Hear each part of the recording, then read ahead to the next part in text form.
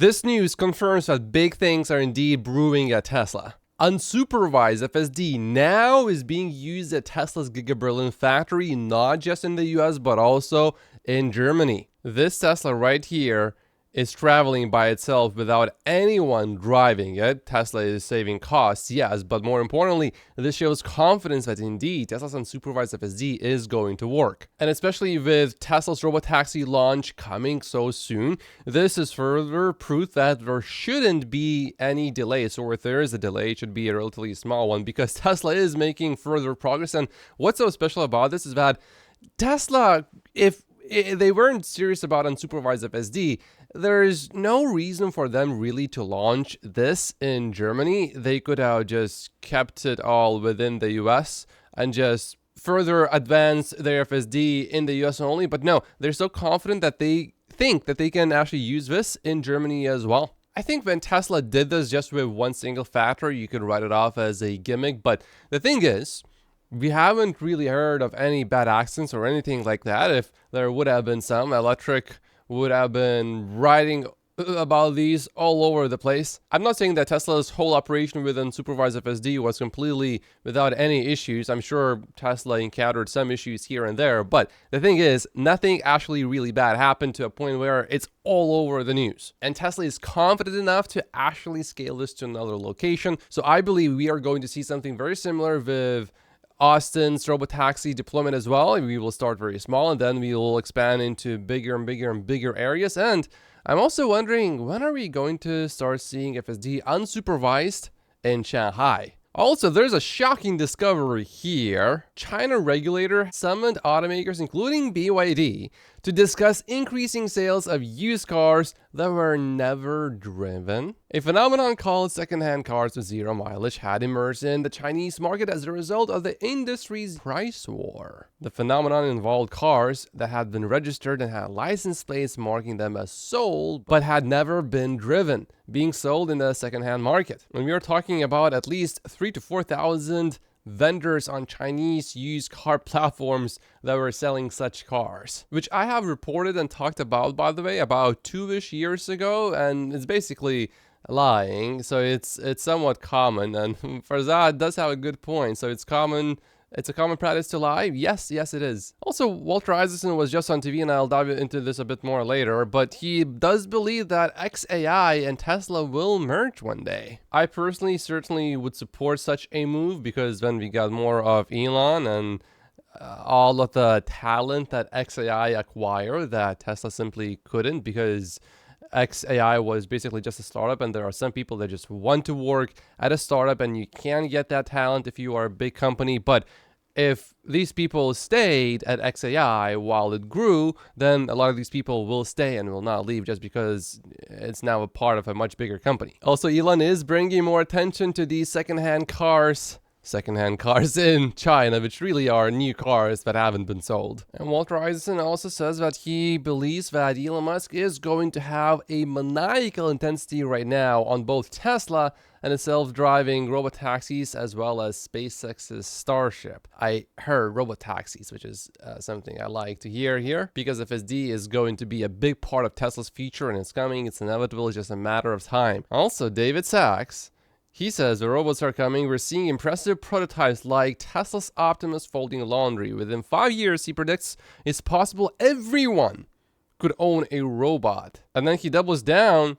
This tech is definitely coming. If you own Tesla stock in such a future, you're good, because the stock is going to go up a lot if that indeed does become reality in a relatively short period of time. For me, 5 years is doesn't really sound like that long when we are talking about such fundamental differences and changes in society. I'm not really quite sure that it would only be just 5 years. I think the time frame would be a little bit more than that, but I can certainly see that it's just a matter of time. There are a few huge moves that Elon Musk is also making right now, and there's one more thing that he just said that I think all of us Tesla stock investors have to pay attention to. First, Elon Musk is basically investing $300 million worth of cash and equity of XAI into Telegram. As part of the deal, XAI's chatbot Grok will be distributed via Telegram and integrated into apps available on Telegram's platform for 1 year. Telegram will earn 50% of the revenue from XAI subscriptions that are purchased through the app. And I'm really looking forward to the moment then I can use Grok in my Tesla car easily. And then here are a few statements directly from Elon Musk that we need to pay attention to.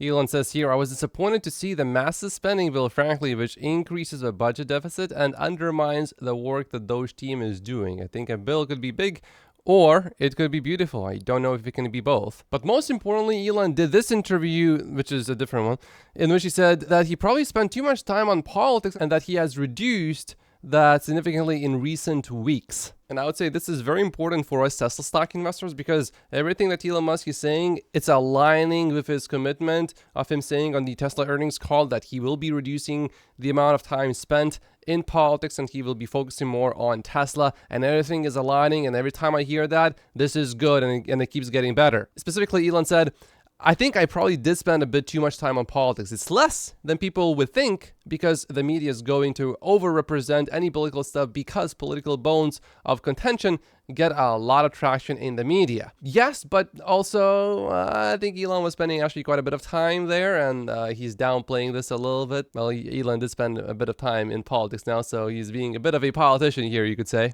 And we know that Elon likes to play with his words sometimes a little bit, so yeah.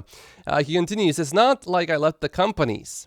It was just relative time allocation that probably was a little too high on the government side, and I've reduced that significantly in recent weeks. Also, there was another Starship launch, and this is what Business Insider is reporting about it. Starship fumbled its third flight in a row. It's another setback for Elon Musk. This is like telling someone they have failed on day 9 of training just because they haven't run a full marathon yet. It misses the whole point of progress. SpaceX got further than they did on the previous 2 flights. Success of the mission lies in the lessons learned from the previous missions, and we know that SpaceX inevitably is going to have to learn from many more failures, which are not really failures because you're expecting them. And if you're expecting them and you know that they are going to happen, these are not failures. These are learning opportunities. SpaceX could spend a lot more time trying to prepare for the next launch, but then you are launching less often and then you're just wasting time. It's much more efficient to just do another launch and then see what happens. Yesterday, Tesla stock was up about 7-ish%. Click the like button if you like seeing that. And the stock market was closed on Monday. So I believe that because of that, largely why it was up so much is because of Elon's recommitment to Tesla and him saying that he will be spending 24/7 basically in conferences, server, and factory rooms. I don't think that's the whole reason, but I think it's definitely a part of the whole mix. Also, the odds of Tesla's robotaxi hitting the public roads this year, according to this betting website, generally, they have been slowly increasing. There are jumps occasionally. I personally think this probability is a bit too low because it doesn't just say June, it says this whole year. And Tesla already has unsupervised FSD in the US in the factories and now in Giga Berlin too. And now we got some huge news in the Tesla community. Gary Black has just sold all of his Tesla stock. He did this yesterday. Every single share that he had of Tesla stock all sold at $358 per share. And this is the first time since 2021 that Gary Black has not owned Tesla stock. And by the way, this is also not the first time that he sold all of his Tesla stock. So if you're wondering, is this a big deal? It sort of is, but also it's not the first time that Gary Black has done this. And I believe this is not going to have been the last time that Gary Black owned Tesla stock. I believe he will be coming back, but he did sell. Why did he sell? As in late November, which is the last time we reduced our Tesla stock position after Tesla's post-election run-up, we believe Tesla's valuation has become disconnected from underlying fundamentals. I think you could have made this sort of argument before Tesla 10x, and you could have probably made this argument for many times before it 10x'd. And a lot of these arguments did have some logic behind them, but really they missed the big picture. And I'm pretty sure that Gary Black is missing the big picture here too, but let's find out. Our main concern, he says, is that Tesla now sells at a 2025 PE of 188x as earnings estimates continue to fall, minus 5% in the past week, 40% 6% down or lower year to date, driven by weak year-to-date deliveries, including weak April results. We expect Q2 and 2025 Tesla deliveries to decline by about 12% year over year and 10% year over year, respectively, versus Wall Street estimates of 7% year over year and 5% year over year. We believe the risk and reward associated with the Austin robotaxi tests remain asymmetrical to the downside. Finally, we are concerned that the new, more affordable vehicle due out in July will be a stripped-down Model Y, priced lower and funded by lower costs, rather than a new form factor that expands TAM. And I think that is very likely that it's just going to be a stripped-down Model Y, basically, or a stripped-down Model 3. But if you do remember, if you watched all my videos, you do remember seeing a weird vehicle that looked either like a totally, completely stripped-down Model Y without some parts, or perhaps maybe a new model. Not really sure about that, but I'm not so sure that we are seeing a new model this year, but I will be happily surprised and positively impressed if we do see one. But with Elon having his focus back on Tesla, I'm not worried in the long term. In the short term, we are going to see bumps, no doubt about that. And if we do have bigger buying opportunities, I will take advantage of them. Gary continues, this increases odds that 2025 estimates decline further, risking a repeat of 2023 and 2024 when Tesla reduced EV prices supported by lower costs and Tesla saw little or no incremental volume or growth. Now, if Tesla didn't do that, what we would have likely seen is a decline in sales, probably. That's what I'm thinking. However, Gary Black is not reducing his Tesla stock price target. It remains at $310 based on his forecast of 2030 Tesla volumes of 5.4 million vehicles and 2030 EPS of $12. We apply a 2x peg to our expected Tesla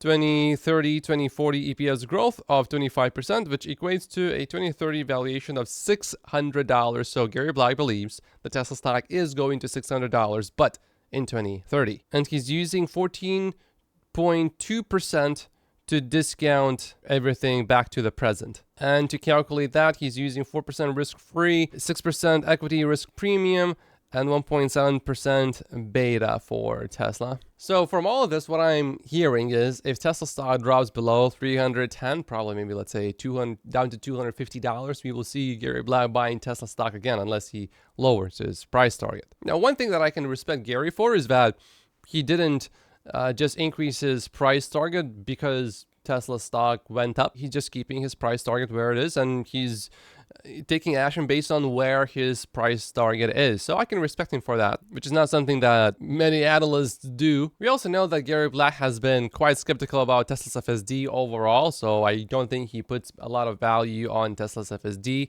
and that has been very clearly documented. He does, however, pay attention to sales, so this is not so much a vote of no confidence in Tesla's FSD because he never had any confidence in it anyway. This is more just talking about Tesla more as a company that delivers vehicles and looking at the sales of EVs. Also, this is Gary's fund. It's called the Future Fund, and you can see this is Gary. And the ticker is FFND. And since the fund's inception, it returned an impressive almost 4.20%. Looks like the first day the fund was open was August 27th of 2021. And if you have been an all-in Tesla stock investor, just like I have been, we can take this date and you will see that actually you beat someone that's a professional money manager. We got a return of a little bit over 52%. And Gary Black used to be a CEO of this company that managed $120 billion. So we are not just talking about some beginner guy that just started managing money and knows nothing about managing money. No, he's experienced. But what's even more impressive to me personally, beating S&P 500, very hard to do. And all of us Tesla stock investors, looking from 2021 of that same day, basically, roughly, we all beat S&P 500. S&P 500 returned 33%. Tesla stock investors already made more than that from this specific date. I believe one reason why Gary Black has not beat the market is because he trades. He trades a lot. A lot. And look, there's a study, roughly 90% of active equity fund managers fail to beat their benchmarks basically. And when you expand that timeline, it goes to 99%. This is for a period of, I think about, 10 years. However, if you look at someone like Warren Buffett, who buys and holds for many years, and in some cases basically never sells, his average return is well over that of S&P 500.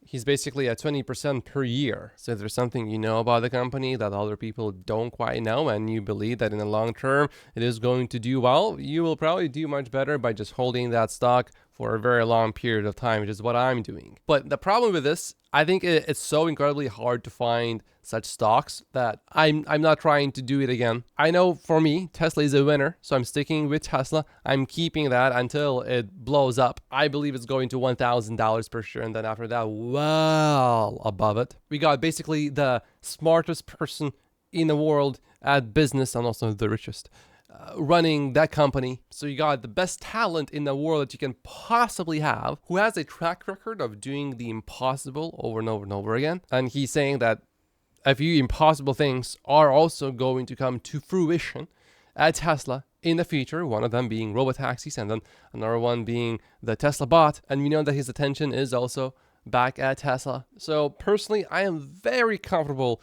holding Tesla stock for many more years. So I'm staying with Tesla and not going anywhere. In the meantime, Morgan Stanley maintains their Tesla stock buy rating with a $410 price target. They are bullish on robotaxis, and when robotaxis are actually deployed and when they start seeing money coming in from these, I believe that price target is going to go way up. But they do need to see the money starting to come in and for that profit to show up on the spreadsheets. But by then, everyone is going to know, oh, this is a big deal actually. We need to buy more Tesla stock, and by then the stock is going to go up so much more. But I understand Gary's decision. We do see numbers here from China. It's 11,000 for this previous week. Tesla just rolled out a new update, a software update, with a new feature called Child Left Alone Detection, which will flash the vehicle's lights, play an alert tone, and send a notification to your Tesla app if an unattended child is detected. And here Elon explains exactly what happened to Starship yesterday. Starship made it to the scheduled ship engine cutoff, so a big improvement over the last flight. Also, no significant loss of heat shield tiles during ascent, which is very good. And then leaks caused loss of main tank pressure during the coast and re-entry phase. A lot of good data to review. Launch cadence for next 3 flights will be faster at approximately 1 every 3 to 4 weeks. Ooh, there's also more good news for Elon Musk here. Neuralink has reportedly raised $600 million at a $9 billion valuation before the new cash. Neuralink has now successfully implanted its brain chip into 5 humans. Ooh, check this out. BYD is creating a bit of a problem for itself here. Brazil is suing BYD and 2 of its contractors, saying they were responsible for human trafficking and conditions analogous to slavery at a factory construction site in the country. The Public Labor Prosecutor's Office in the state of Bahia says 220 Chinese workers were rescued after it began an investigation in response to an anonymous complaint. I don't think Tesla had an issue like that before. Oh, and GM is making a big mistake in the long term here. GM has abandoned the plan to pump $300 million into electric vehicle motor production at its upstate New York plant and will instead invest $888 million to make the latest V8 engines. I think the Chinese people would like the 8888 number here. Oh, well, this would be somewhat good for Tesla. Supposedly, the deal between the US and India is near completion. This was said by the White House economic advisor. And now let's hear what Walter Isaacson is saying about Elon Musk and his focus that he will dedicate to Tesla. Elon Musk saying that he plans to be super focused right now on his businesses and return to spending all of his time at work. Joining us right now, CNBC contributor Walter Isaacson. He's a Perella Weinberg advisory partner, Tulane University professor, and the author, of course, of Elon Musk. Also, Steve Jobs, Benjamin Franklin. We can go on. I don't know if we want to do the politics part of this first, given some of the comments that we saw overnight. Yeah, but none of that was surprising. You could see that. We talked about this before, that he was going to get frustrated because he doesn't own the federal government. And he's particularly frustrated at this big, beautiful bill that does nothing to try to codify the DOGE cuts. Were you so surprised, though, that he was so public about it, given the relationship he has with the president? There was no... the only thing that would ever surprise me about Elon Musk is if he bit his tongue. I certainly agree with the sentiment of that overall, but there are definitely some things where Elon Musk does bite his tongue. China would come to mind. But overall, absolutely, Elon generally does not bite his tongue. Intimated, we had a guest intimating someone's going to be a trillionaire. And he said, yeah, well, I think we know who it is. And I think we do know who it is. Well, I think that him focusing back on his companies again, he needed to... Not that far away. No. And what happens is he has said something interesting, which is, all right, they're not going to cut federal spending. Right. I was delusional to think that the interests in Washington would allow that to happen. And he says things that are very weird and forward-looking, but then you have to think about them, which is the only way to solve this is to increase productivity by tenfold, by an order of magnitude. And I'll be able to do that with Optimus the robot, full self-driving cars, Neuralink. And if I focus on that, I can solve the problem by increasing productivity. And we never cut spending. We just increase everything. Well, I mean, he just feels Washington will never cut spending. Right. So it's gross. So the stock has moved on the back of this idea that he is now back sleeping on the factory floor, that he's now... And he's one of these people, and you've written about this, when he gets his back up against a wall or he feels that that's when he sort of pushes ahead even more. He's like Andrew Jackson. He's made for the storm, he said. When it's calm, things are bad. And he loves sleeping under his desk at the Tesla factory or in the Starship, the new Starship. But do you consider his back against the wall this time? Because in truth, I mean, we've talked about it, even though, you could argue that the stock wasn't performing the way it was before, it's still the best-selling car in the country now. He can gin up anxiety and gin up the fact that we have to have a maniacal intensity, and that's what he's doing now. In his recent interview, he said, someone said, what are you talking about? What was fake? And he goes, that I'm a Nazi and give, Heil Hitler. So that became, I mean, he has suffered the slings and arrows of a media backlash. Now I'm going to sound like Trump, the likes of which no one has ever seen. And by the way, he's being sued right now by attorneys general from the 12 states or something. I think his back's up against it was late last night when the Raptor engines of the Starship second stage didn't perform perfectly, and he's sitting there obsessing about that rather than, I mean, by the way, who did he give this interview to where he's attacking this big, beautiful bill? He gives it to CBS News. It's funny. Yeah, I know. That's interesting. But the slings and arrows. By the way, they're not suing the president for DOGE. They're suing him, which I mean that's got to be so frustrating. I bet you, even though he has a pretty big mind, he cannot keep up with the number of lawsuits hitting him on everything. Which more than anything, it's got to be frustrating from the loss of time if you have to go and testify. If you have to go. I know. I noticed that in a couple of them, he was supposed to testify or even give depositions, and he's been able to. But he is going to have a maniacal intensity right now on both Tesla and its self-driving in particular and robotaxi, and on, I think, Starship. The Starship that went up last night was supposed to have, it's like a Pez dispenser. It's totally amazing.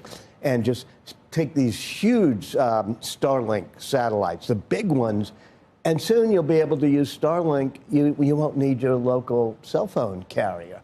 So if you're going to get to be a trillionaire, you got to focus on stuff like that. He's still young. Elon Musk right now is at 420 billion. There are certainly many, many paths for him to become a billionaire. One of them, and this is a pretty likely one, is Tesla deploying robotaxis, FSD, becoming safer than human driving, and Tesla 2xing, 3xing, 5xing, 10xing eventually from that. That easily makes Elon Musk a trillionaire.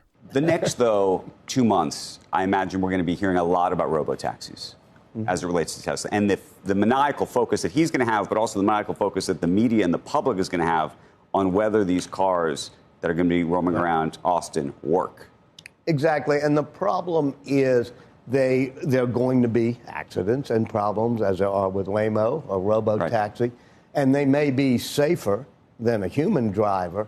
But in the times we discussed it, I'd say it has to be at least 10, maybe 100 times safer, because one person getting killed by a robotaxi is going to be a lot more news than 100 different accidents. I haven't studied, maybe you have, what's happened? I mean, Waymo now, which obviously is running cars around San Francisco and LA and all sorts of other places. What is the accident rate at this point? Do we know if it's actually... It's not that high. There's a major difference between the Waymo and the robotaxi, let's call it, which is Waymo does it with mapping. So it has to keep the map of this very circumscribed area in San Francisco exactly updated at all times. And they, you know, you start to, I come from New Orleans, you have a map of a street, and the next day it's got a huge pothole. But they have to keep doing that. Whereas Teslas do it only with cameras, only no LiDAR. Right, no LiDAR, no radar. Right. And that will make it so that it can be done universally. And therefore, you think long term, that's the real opportunity set for him. Huge. If you get it to work, and I suspect he will get it to work. And I don't think he went into government to help his businesses, but it does help his business that he's, let us say, reduced the power of the National Highway Transportation Safety Board and those type of regulatory agencies. What do you think the chances are? I was talking to a venture capitalist the other day who was saying, what do you think the chances are that XAI and the AI operation ultimately gets merged up with Tesla? I think it's going to happen. And I think it's going to happen because Musk, even in my book, when he's starting XAI, when he's doing it, he's talking about, okay, these chatbots are fine, but what you need is real-world AI. You need to be able to not only take all the text that's ever been written, all the tweets that have been, but all the videos from Teslas and all the Optimus robots seeing and the hearing. And you will have real-world AI, and once again, that'll be one order of magnitude increase from what we're looking at now. And he feels the reason he wants a big pay increase, whatever, is he feels he has the control any company that's doing AI, and I suspect eventually he'll find two related. I would really love the idea of merging Tesla and XAI, or XAI going public if the merge doesn't happen. Certainly, I would buy quite a bit of XAI stock if it does go public. And I also post videos on Rumble now. There's a link down below to follow me on Rumble. Also follow me on X if you haven't yet. I got a new account that I just made, so make sure you follow me on there if you haven't yet. I will post some exclusive posts on there about Tesla and Elon Musk. And make sure to like and subscribe if you haven't yet. I believe that Tesla stock is going to $1,000 per share, and then after that, well above it. I will be traveling this Friday and this weekend, but I will be back with a video on Monday, so I'll see you then.